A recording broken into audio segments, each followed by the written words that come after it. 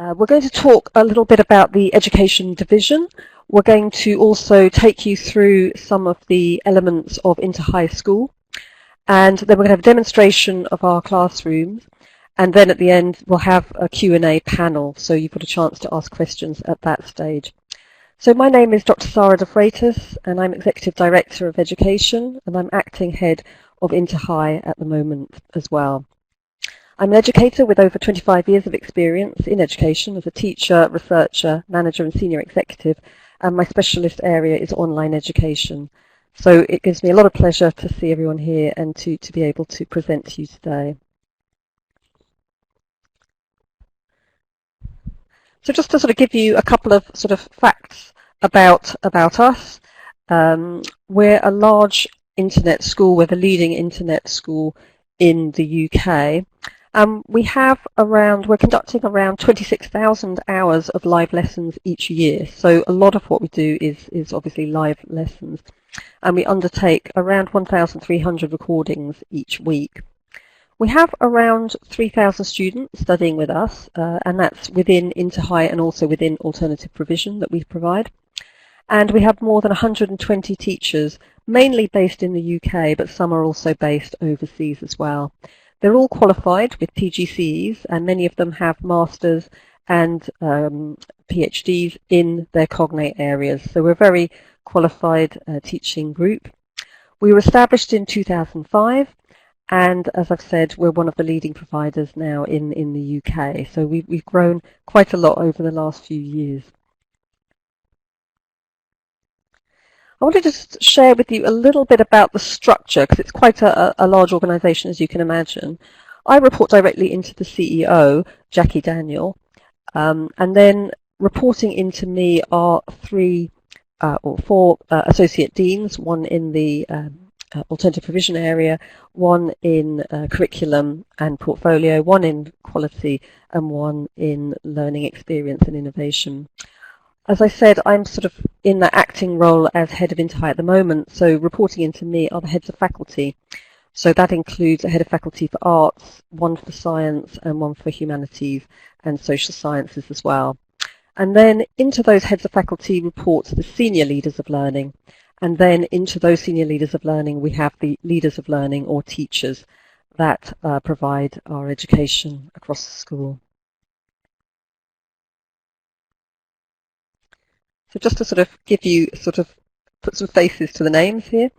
Obviously, I'm heading up the education division, and reporting into me are Paul Daniel. So he's one of the founders of the school, and he's going to be talking to us in a few moments' time.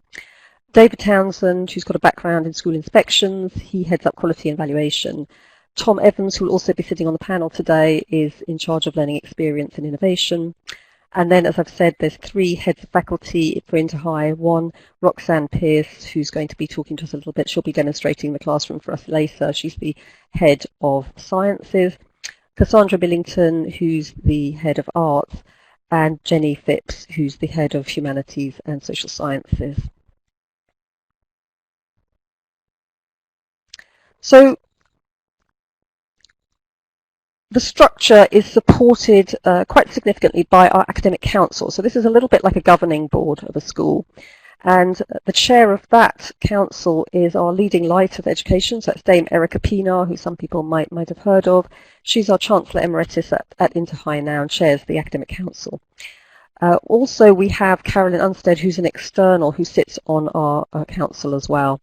And the council provides challenge to our senior education team, but also helps and supports us around safeguarding and other important issues.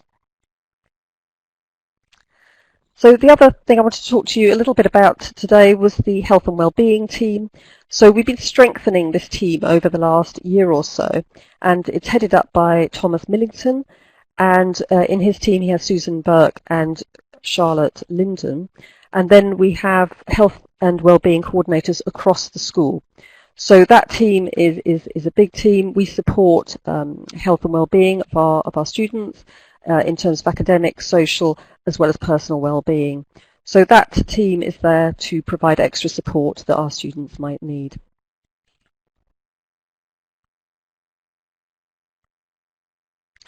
So that's sort of a quick introduction to the school, and I'd like to hand over now to Paul Daniel, who's one of the important people in the school and was one also of the founders of the school. So over to you, Paul. Thanks very much. Great, thank you for that, Sarah. Great introduction. So welcome everyone, and as Sarah said, it's amazing to see such a true international mixture of people interested in the school, which reflects the way the school is currently having a mixture of students from across the world attending lessons together.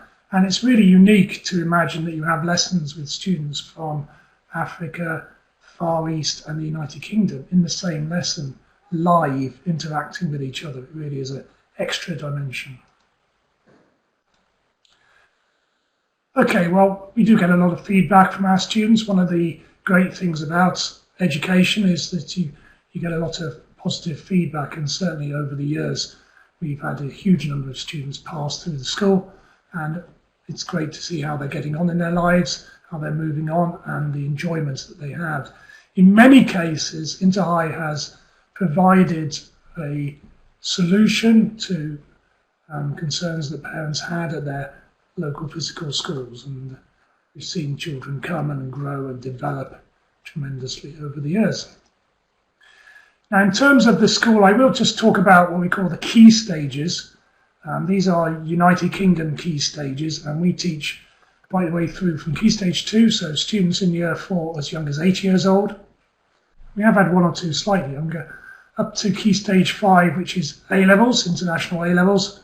Normally students being 17, 18, but we do have some students who are slightly older than that because it's an opportunity to do A-levels and get to university. So I'm going to briefly go through each key stage and you can see where you fit in. So we have students in the school from age 8 right the way through to 18, 19 and even 20 years old in the 6th form. Key Stage 2, our first key stage, we only started this a couple of years ago, and it's been tremendously popular. It's really grown very, very quickly. We do the core subjects as you'd expect, probably science, maths, English, some humanities. We do a language, we do French, Key Stage 2. So these are students being 8 years old, 9 years old, and 10 years old, and 11 years old during the school year. We have some extra subjects like STEM, science, technology, creative pursuits, a bit of art. And there are some optional subjects, things like art, music, chess club, and a few extracurricular activities. So the students go from lesson to lesson in a class together. As they move from subject to subject, they have specialist subjects for each, specialist teachers, for each subject. And they also within a tutor group where they can meet weekly with a tutor and discuss any well-being issues or how they're getting on, information about the school, etc. Don't forget our students are having live lessons, so a bit like we are now, they're in a classroom like this, just like this, interacting, talking, speaking, texting. We've got text off at the moment so that we can focus on the presentation, but you'll get a chance to ask your questions later. Key Stage 3, so these are students being 12 years old, 13 years old and 14 years old during the school year. As you can see, because these students are slightly older, there's a bigger range of subjects available. So we've got our core subjects that you'd expect, maths, English, history, geography, French, science, etc. But now there's a few extra additional subjects coming in. There's some art, some film studies in the Year 9, German Year 9, some music, Spanish is available now.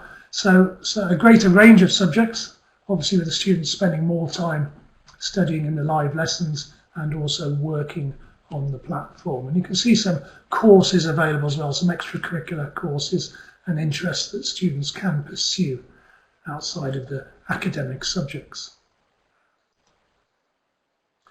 And then we go down to Key Stage 4. I suppose things tend to get fairly serious here because now we're studying for international GCSEs.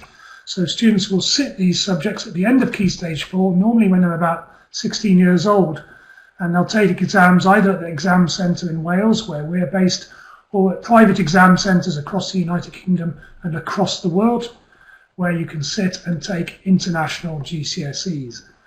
Obviously, the range of subjects, again, is increased greatly at this age group. So these are students being 15 years old in year 10 and 16 years old in year 11. A wider range of subjects, which you can see listed on the left-hand side in the bottom two groups.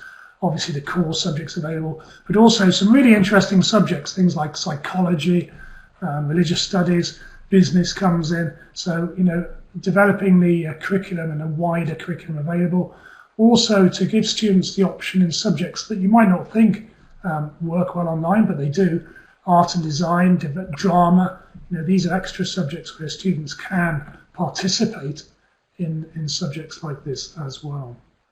And then finally, I suppose we move on to Key Stage 5. These are students now having completed their GCSEs. They move on to A-levels. I suppose these are the key exams in terms of getting into college and university. Again, you can see, obviously, it's quite academic. There's a range of over 20 subjects you can see that you can do at international A-level. But we still have support for the students in terms of the common room and tutor group available as well.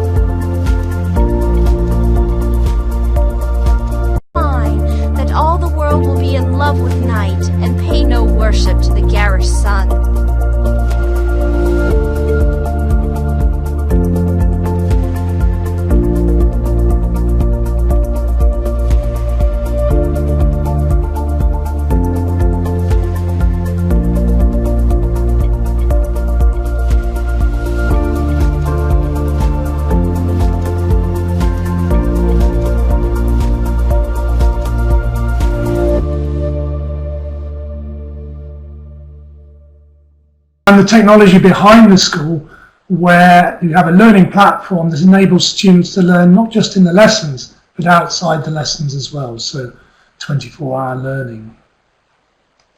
And I think that's an appropriate time to move on. We've got some slides here. You've seen some of this on the video. Obviously, students have timetable, there's notice boards. There's quite a usable feature in terms of the dashboard icons available for students to navigate around the system. And certainly modern day students at school group age don't have any problems navigating our learning platform and all the different opportunities on there to get information about their subject, to develop their courses, to learn in the lesson and outside the lesson, and also to apply the learning, to do examples and work as well, which is marked and fed back by the teachers using their system. We do some testing of students just to check what they're capable of achieving, so that our teachers know, what level these students are individually capable of achieving, what GCSE grades they should be getting, what A-level grades they should be getting, which is very beneficial to know where your students are and what they're capable of doing. There is a social side to the school. Perhaps surprisingly, there's a huge social side to the school. The students get to know each other very well as they interact, go from lesson to lesson together. They developed close friendships, they get to know each other, and there's the opportunity once or twice a year to meet up physically. We normally go to a sort of activity centre in the summer, and occasionally we have trips like to a Harry Potter museum and things like that. We don't do too many of these, but just enough so that if students are able to travel and come to us, then we can do a couple of activities like that, and they can meet the students from their classroom. Also online, there's a sort of There's an online activity area called Yammer where students can interact with each other as well, and obviously we monitor that and make sure our students are safely interacting online with each other. Unfortunately, there is a cost to it. These few slides are about the fees. The website provides a lot of this information as well, and there's a very good system on the school website that when you sign up, you can find out by clicking on various things what the school fees are going to be. There's a couple of contracts available for flexibility, and you can choose which one suits your requirements. In terms of the cost, whoops, I think I've just gone too quickly there. And these are the annual fees, and like I said, there's various ways you can pay these depending on where you are in the world and what age group you're going into. But all that information is on the website, and obviously if you're confused by that, then do get in touch and we can explain it to you. It costs slightly more, obviously, Key Stage 4, and then Key Stage 5 you pay per subject rather than for a core package of subjects. So those give you an idea of the sort of fees that you might have to pay. Normally, Key Stage 5 A-levels, students do 2 or 3 A-levels. That's the sort of normal requirement to get into college and university, obviously depending on which course at university you're interested in doing. And we can advise, we have links with UCAS, the university application system, and we can help students apply to university and get into whichever they wish to get into. So what I'm going to do now is I'm going to hand over to Roxanne Pierce. Roxanne is one of our heads of faculty, and she's going to go through some of the learning experience that students have in the school. Thank you, Roxanne. Thank you, Paul. Hello, everybody, and welcome. It's really lovely to see you all here. I just wanted to introduce you really to the classroom experience, and whether or not you know it, you've been experiencing some of that right now. So we use the Adobe Connect room that you're in at the moment. And you can see that obviously you're visually able to see your teachers on the webcam, and your teachers can obviously go through a presentation just like we have been doing with you. There are some other facilities though that you may not be aware of. So we do have the ability to ask our students to answer questions on the board, or perhaps draw if we were doing some mathematics. We can ask them to perhaps write an answer to a geography question. So I'm going to ask Paul if he can answer me this question.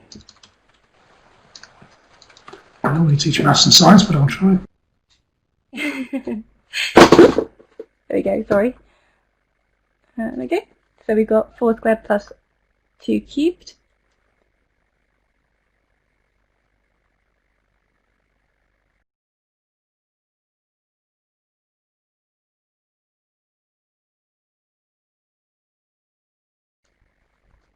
Fantastic, so we can use a whiteboard. We can also set up whiteboards or worksheets into breakout rooms, so that could be small group work that we can put into our lessons. Oh, well done for ticking it off. Brilliant. We have got a facility that we can, that you've seen when you first came in, so we've got a chat facility so the students are able to communicate with one another as well as with their teachers. We have got a poll, which again you came into the room and there's a poll asking you about the key stages you were most interested in. So these are available to you as well. And then we have got facilities such as being able to play videos. So you just saw a short video on the platform, but we can play videos appropriate to the content that we are. Friends, Romans, countrymen, lend me your ears.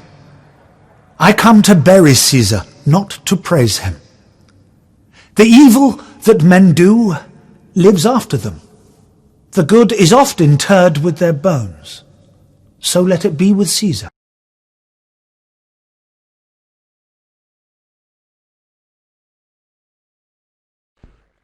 And as well as that, one of the questions we quite often get asked is how do we deal with science and science experiments?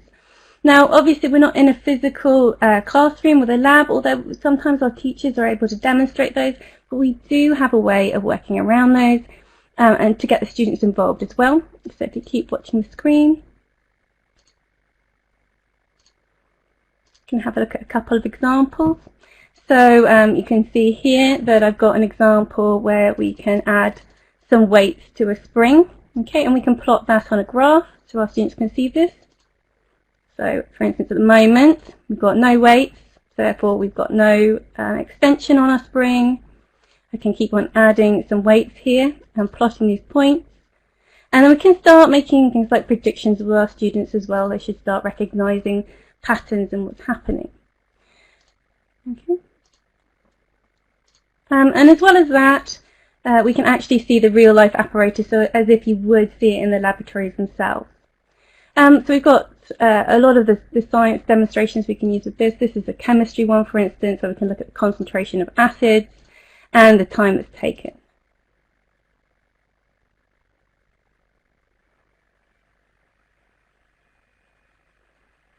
And again, what we could do is pause throughout this and ask the students to be reading off their very own measurements and therefore making their own graphs based on that.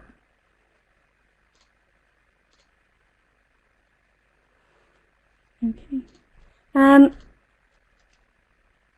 I think those demonstrate most of our facilities. There are some other things. So we've got Q&A boxes. So if we've got an anxious student who doesn't wish to share with the class using the chat box, but really would like to be participating, then they can do that anonymously. And we can do the same thing with our polls as well. So we can make those anonymous. Our teachers can see who's answered. We can see and gather information about our students that way. But the students themselves have got that security and they can build their confidence by knowing that they are anonymous to the rest of the class. But yeah, they really enjoy getting involved with the lessons.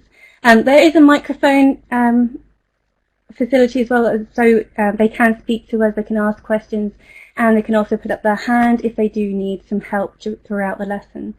But yeah, it's a very interactive classroom. We do encourage the students to get involved as much as possible and to participate and enjoy their lessons. I'm going to hand over to Sarah. Great, thanks so much, Roxanne. That's really brilliant. It's great to see those chemistry experiments. I think it's really shows how much fun you can have through learning. So the next segment then is a chance for you to ask questions of myself and my senior academic team. Today we have with us, as you've already met, Paul Daniel, who's head of curriculum and portfolio, Roxanne Pierce, who's head of science, and Tom Evans, who you'll meet in a few moments from innovation and learning experience. I'd also like to welcome Matt Botting to the camera. He's been doing a great job of comparing tonight, and will continue to support us through facilitating this section of the presentation. So over to you, Matt. That's brilliant. Thanks, Sarah, and thank you to Paul and Roxanne for their presentations so far today. We will be moving on to the Q&A very shortly, so we're going to start off with sort of 10 frequently asked questions, and I'm going to share them with Paul, Tom and Roxanne, hopefully be able to provide you some useful answers. And then after that, we're going to put what Roxanne referred to, which is a Q&A pod, across onto your screen, so you'll be able to ask your questions then yourself. And then we'll try and read some of them out, get the panel to answer them, but also we've got a really good team sort of behind the scenes who will be answering those questions for you.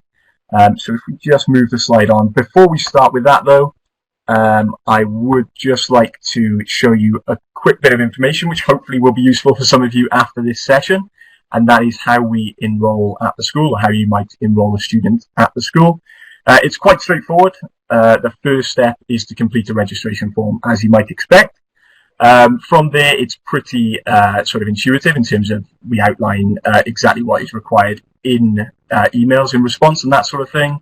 And you'll be working with our admissions team, some of whom are here today to help you out with that. But after you've completed the registration form, you'll receive an email back. It will ask you to pay initially a registration fee of £50 and then upload some ID documents so we know exactly who you are and who the student is. Just a little bit of basic information there at that stage. After that, the admissions team will be in contact with a link to one of the contracts, again described by Paul earlier. So you can either choose an annual or a rolling contract at that stage. And then you may also require payment in that stage 2. Again, all of this information will be outlined for you.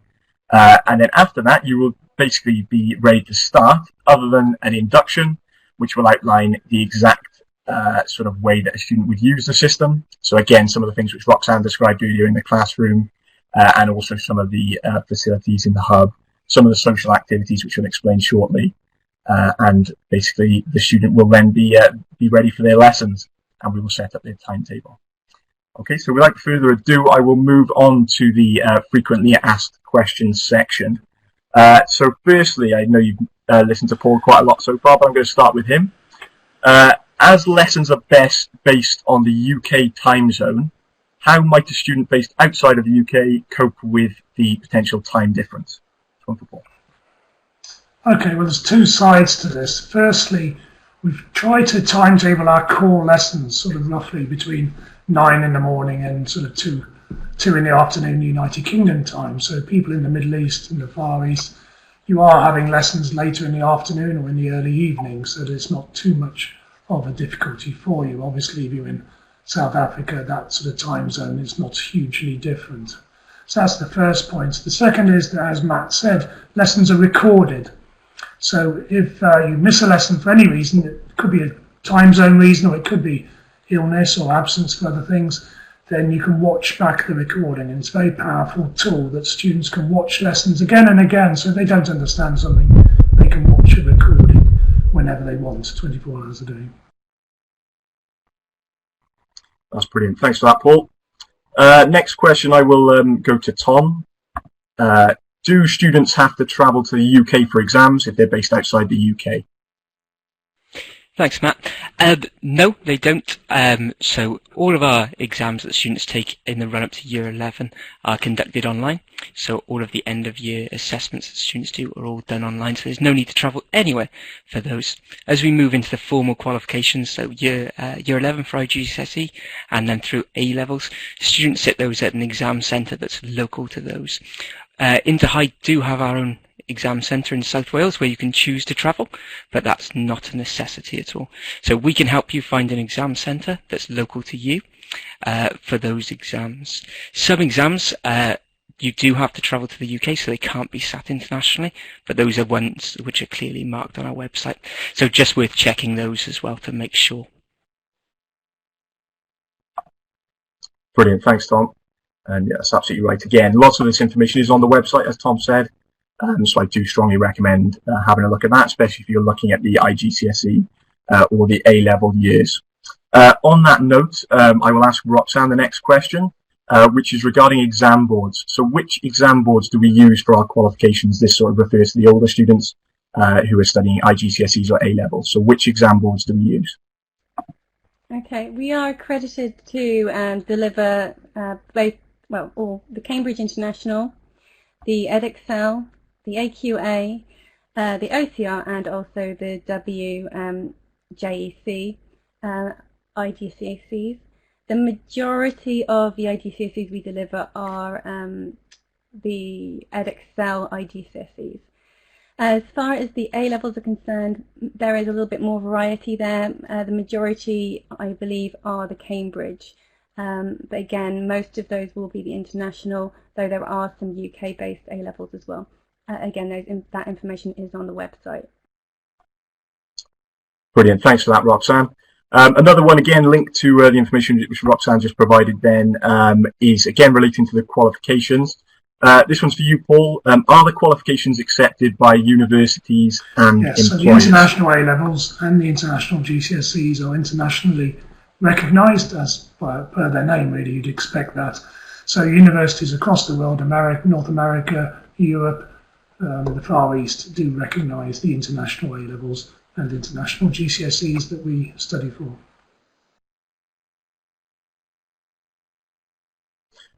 Brilliant, thanks, Paul. That's great.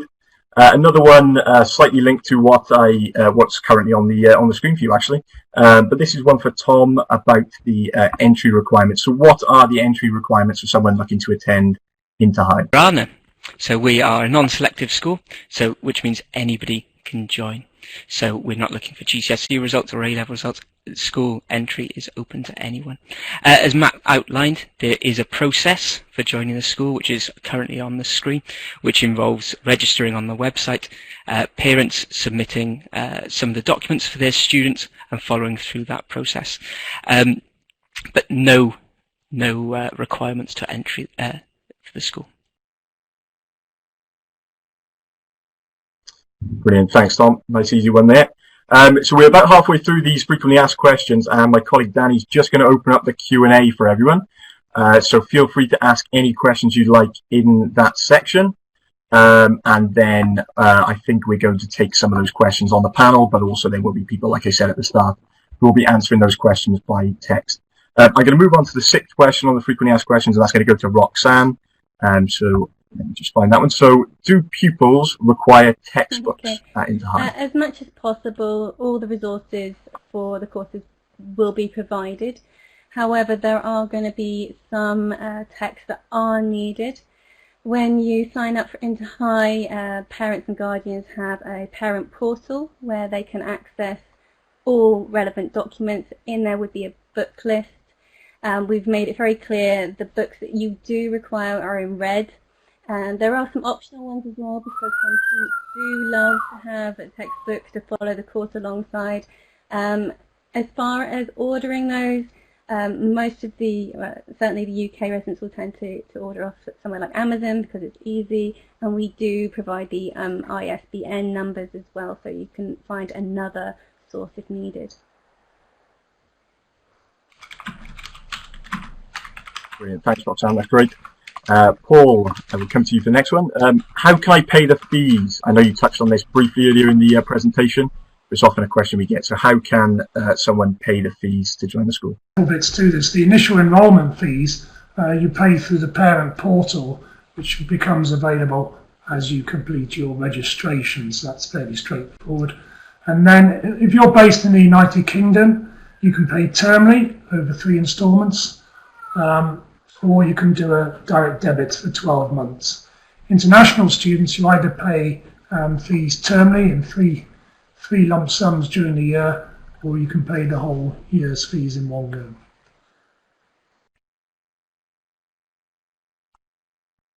Brilliant. Thanks for that, Paul. That's great. Okay, we'll come to Tom for another one here. We've only got a few more to go, and then I'll start taking some questions from from everyone who's attending. So is there a deadline to register in order to start school in September at the start of our academic year? So I think it's really important to say at the start that we accept students all throughout the academic year. So if you don't start in September, that's not a problem. We accept students throughout the year, and we'll have students joining classes right up until the end of the academic year. If you want to be in classes for the 7th of September, which is our first day of this academic year, we're saying that people need to register at the latest on the 21st of August. The sooner that you register, the better, because there is that process that Matt outlined earlier on to go through, and it just gives us a bit of time to make sure everything is in place and everything is ready for that first day of term. So we're saying the 21st of August is the latest that you can register and be in for the start of term. Yeah, it's really useful. So worth reiterating that. So the 21st of August as the latest, but obviously we recommend people sign up as soon as possible to avoid any at all possibility of missing out on that very start of the academic year. I'll go to Roxanne for another question quickly. Will learners miss out on socialising with peers by joining an online school? I really hope not, no. Obviously, our classes, there'll be chat boxes, they'll get to know the members of their class, and they can socialise in that facility, as long as they're not disrupting from the classes, of course. And then we also provide a safeguarded social provision, which is called YAMA, and that obviously we can monitor and make sure that there's no issues. And we have got some flexible timetables, so of course that means a lot of students can do outside of school activities, which is why a lot of our students do come to us, so whether or not it might be acting or drama groups or sports groups, etc. And they can communicate with one another in things like the breakout rooms that I mentioned earlier as well, so they do get that social side there. And as Paul mentioned, we do run some social events throughout the year that many of our students do participate in. That's brilliant. Thanks, Roxanne. I think the recorded lessons element is also very useful for people who are looking to interact and do some sort of extracurricular activities as well. We'll come to the last question of our sort of pre-prepared frequently asked questions, and this will go to Paul. So this is a question we get asked all the time. Can I sample the school? Okay, well, you are sampling it in a way now. This is a sample of how lessons happen. Although normally I see there's a question about cameras. We tend to use cameras for the teachers mostly rather than the students. We do offer taster sessions in addition to this, and you can find information on those on the school website. We are running over the summer holidays a summer school, a virtual summer school, and there's a few spaces available, so if you're keen perhaps to apply and try that out now, then you can sign up now and perhaps get 1 or 2 weeks of summer school under your belt, so you can sample that. There's information on the website about that if you want to do that. Also, there's the option to join for just short periods of time, so for half a term, and that just gives you the option. And if you're not prepared to make a full year's commitment, then you can sign up for half a term, and then at the end of that half a term, decide whether to continue or to not continue with InterHigh. Brilliant, thanks, Paul. Yeah, both really good points. So the summer school we've got for another 2 weeks. It's going on, so from Monday. So if you want to register for that, you've really got to try and get in there nice and quickly. So I would recommend probably this evening if you can. And then the admissions team will hopefully be able to sort your enrolment into that later at some stage tomorrow. So again, if you register, make sure to check your emails, because that's where our communication will be. So that wraps up the frequently asked questions section, but we've probably got quite a bit of time now for some further questions from you, and I've had a few of them provided to me. So firstly, we will start with Roxanne. So this question is about how students are kept engaged in their lessons. I think you're probably the best person to speak on this. So how do we try to keep students engaged during live lessons?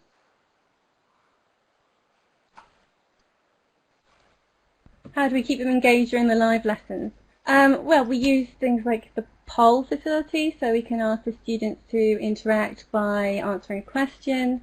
And as I said, we can actually monitor who has been involved and who's not. If we find that a student is not engaging very well, then we have an ability to send them a private message, just check that they're okay. And we are still a school, so we differentiate our questions to try and make sure there is something suitable that they're comfortable answering. That's within the lessons, and then outside of the lessons, where they may have quizzes or tasks, where we communicate with them, we give them feedback, and we encourage them to communicate back with us as well, and let us know where they need support. That's brilliant. Thanks, Roxanne. Yeah, it's really, really good, useful information provided there. So I have another question. I will go to Tom for this next one. This is specifically asking about Key Stage 2 students, but it's more about internal assessments on the whole. So how do we run those each year, and what kind of form do those internal assessments take? Okay, so students are assessed continually throughout the year. So we ask students to go away and apply the knowledge that they've learned through lessons. So that might be through a homework piece, it might be through completion of a quiz, or production of a small piece, and sharing that with the teacher. So we assess, the teachers assess students' progress continually through the year. I think what Matt's touching on then is that we do end of year assessments as well. So for the students in the latter years, so year 10, year 12, those take the form of mock exams. So we try to replicate as best possible the exams that the students will take to get those formal qualifications. Those are taken online, but we do ask students to do those. In the lower years, this year we've asked students to complete a quiz, an in-depth quiz that will test their knowledge and reflect what they've learned through the year, but also to produce a portfolio piece that demonstrates that learning and gives them a chance to apply it in a different way. So giving the students the best chances to display what they've learned through the year for the teachers to assess their progress. That's brilliant. Thanks for that, Tom. Really useful. I've got a question here which might be useful for you possibly to answer here, Sarah. So this is a question about parents' evenings. Someone's asking, do we have those? I know it's not something which we've done in the past, but I know there are plans for that going forward. So I don't know if you'd like to explain anything like that at the moment. Yeah, thanks, Matt. That's a really good question. We're really keen to communicate as much as we can with parents, and to do that, we have a range of different methods. So we've already talked about the parents portal, so that's where a lot of our information is sitting, but we also like to interact more closely with parents as well. So from the next academic year, we'll be introducing parent Q&A sessions where parents can come and chat with the senior education team, just as we are today. So those will be in place, and there should be at least one of those per term for each key stage. So that's the plan. We also have obviously open evenings and other periods where we can get together and we do events and seminars as well. So there's quite a few opportunities for parents to engage with us and with the senior education team as well. Brilliant. Thanks for that, Sarah. That's great. I'll come back to you, Paul, for the next one. How many A-levels do we recommend? I think it was mentioned earlier, but it's a question which is asked quite regularly. And if we spread it a little bit more wider, how many subjects do we recommend for some of the other year groups too? Okay, this is a tricky question. InterHigh, though, is very flexible. So if you want to do 10 GCSE subjects, you can do 10. If you only want to do 2 or 3, you can do 2 or 3. It's really flexible in terms of what people want and are allowed to do. We don't have any restrictions. We would normally recommend at IGCSE to get into a sort of sixth form college or to continue with A-levels. You're probably looking at 7 or 8 IGCSEs.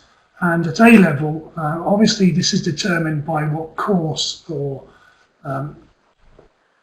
university course degree you wish to do, and you need to look at their requirements. Normally it's 2 or 3 A-levels to get the number of points required to get entry for the course, but you do have to do a little bit of research, find out what course you might be interested in doing at university, think about which A-level subjects you're interested in, and then choose 2 or 3 to match those requirements.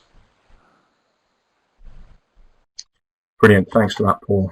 Thanks for that answer. It's just been brought to my attention that obviously everyone's asking as many questions as they possibly can, and our team are working very hard to answer them, but they're coming in thick and fast. So there may be a slight delay. If possible, try not to repeat your question because the team will get to it eventually. But obviously, if there are repetitions, then it does make that more challenging. So if you can just be slightly more patient, then that would be brilliant. So we'll move on to the next question. Let me just have a look at what we've got that's come in. So this one would probably be good for Roxanne, if that's okay. I think, again, it was mentioned earlier. But do children use webcams? Is it compulsory? Perhaps we can extend that to microphones as well. Certainly, that's fine. The teachers, as you can see, we use our webcams. We advise that the students don't use their webcams, but we do ask them to have a microphone and headset. Now, I know that there are some students that are perhaps too anxious, especially to begin with, to use those, so we can organise a request to not use those within classes. However, you know, if a student wants to present their own work, and obviously we were recorded lessons, then that's absolutely fine. I know some students that we've had love to present their work, but it's not a necessity in any way. Brilliant. Thanks for that one, Roxanne. That's a question we get asked quite regularly, so good to clear that one up. I will come to Tom for the next one. It's perhaps a slightly more technical one. But what device do we recommend using, or perhaps what device do we not recommend using to access the school? Brilliant, Matt. Thank you. So students can use lots of different devices to access their lessons. So we recommend a laptop, a PC, or a Mac, and there are actually requirements of spec on the website if you want to have a look and see what that entails. Students can use other devices, so things like iPads, but we don't recommend them for full-time use. So they could be used, for example, if there's a problem with your computer or if you're traveling, because they're more convenient. But it does, or those sort of devices, tablets and iPads, do have reduced functionality and won't display everything that a PC, a Mac or a laptop will. So those are our... Brilliant, thanks for that, Tom. I've just had a message come through. I think we've had sort of inundated with questions, unfortunately, in the Q&A section. So if we can ask for no further questions a second, that would be brilliant. For those of you who were patiently waiting in the lobby at the start and heard my faceless voice, I did mention the FAQs page a few times, and I put the link in the chat. So if anyone wants to have a look and answer their questions, I mean, the vast majority of questions which we get can be answered in that section. So I strongly recommend looking there, and you can really get some useful guidance there from the website. But we will take a few more questions here. The next one I will ask about is Paul, if that's okay. Again, it's a timetable related question, which is nothing we've covered particularly so far. So how long is each lesson? And are there any breaks in between the lessons? Hi, yes, timetable for next year is 40-minute lessons, so that tends to be our time slot. We find that's a good period of time to maintain, enthusiasm and energy within the lesson and ensure students are learning throughout the lesson. And then there's normally a 5-minute break between lessons, and then there's a mid-morning break, a lunchtime break, and a mid-afternoon break as well, slightly longer.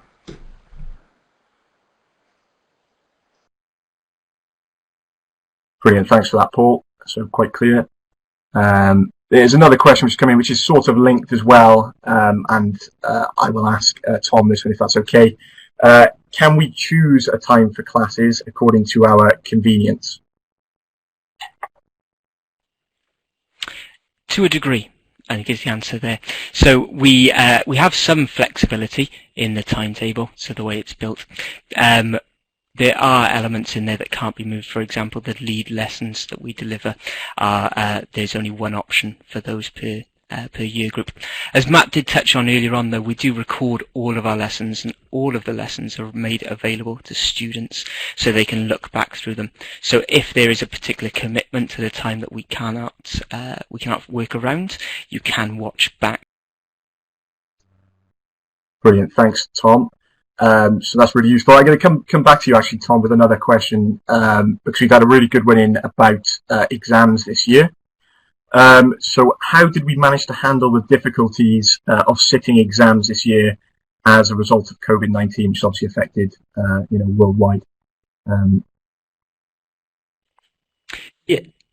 Yeah, brilliant, Matt. So yeah, it was a very hard time this year for everyone, I think, involved in exams and education, not just us. For those who are outside the UK or perhaps aren't familiar with what happened, the UK government cancelled the formal exams that students would normally sit, and teachers were asked to produce judgments on their students of what grades they thought they would achieve. We did that for an awful lot of students actually this year. So we provided grades which will mean that they can achieve their GCSEs and A levels and move on to the next stage of their education. Should anything happen again next year, we are preparing to be able to do that again. So preparing teacher judgments for our year 11, year 12 and 13 students, should the exams be cancelled. So any students who are at InterHigh, if the exams are cancelled. That's brilliant. Thanks for that, Tom. So I think that probably brings us to the end of the questions which are being asked to the panel. So I will pass back over to Sarah, who will sort of conclude the session, and there'll be a bit more information about your sort of next steps if you do intend to sign up to anything. I'm sure that will appear on the screen very soon. So I'll pass back over to Sarah. And thank you for your questions. Excellent. Thanks so much to the panel, particularly to Matt as well for helping us to facilitate that. We have had a lot of questions in, as we always do, and we will aim to reply to those questions, of course, as many of them as we possibly can. So there is an opportunity, of course, for people to register now, and we do encourage you to register now, as obviously that Start of term is coming quite soon. If you are going to register, if you could go to interhigh.co.uk/register, and that's the best place to do that. Matt's also mentioned about the frequently asked questions, so if you want to have a look at those, they're on interhigh.co.uk/FAQs, that's the frequently asked questions. And if you want to know more about InterHigh, you can go to interhigh.co.uk/apply. So I do recommend that you do that. If you want to provide any feedback as well, please do. /contact is a good way to do that as well.